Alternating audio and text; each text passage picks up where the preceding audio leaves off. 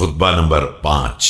جب رسول اللہ صلی اللہ علیہ وآلہ وسلم نے دنیا سے رحلت فرمائی تو عباس رضی اللہ تعالی عنہ اور ابو سفیان ابن حرب نے آپ علیہ السلام سے عرض کیا کہ ہم آپ کی بیعت کرنا چاہتے ہیں، جس پر حضرت علیہ السلام نے فرمایا بسم اللہ الرحمن الرحیم، ایھا الناس، فتنوں کی موجوں کو نجات کی کشتیوں سے چیر کر نکل جاؤ، منافرت کے راستوں سے الگ رہو، باہمی فخر و مباحات کے تاج اتار دو کہ کامیابی اسی کا حصہ ہے جو اٹھے تو بال و پر کے ساتھ اٹھے،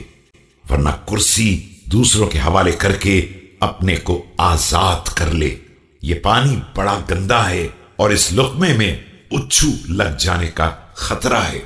اور یاد رکھو کہ نا وقت پھل چننے والا ایسا ہی ہے جیسے نامناسب زمین میں زراعت کرنے والا۔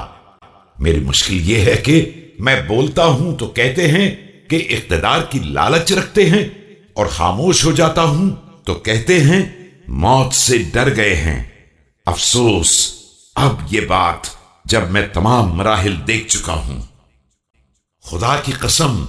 ابو طالب کا فرزند موت سے اس سے زیادہ مانوس ہے جتنا بچہ سرچشمہ حیات سے مانوس ہوتا ہے۔ البتہ میرے سینے کی تہوں میں ایک ایسا پوشیدہ علم ہے جو مجھے مجبور کیے ہوئے ہے، ورنہ اسے ظاہر کر دوں تو تم اسی طرح لرزنے لگو گے جس طرح گہرے کنویں میں رسی تھر تھراتی اور لرزتی ہے۔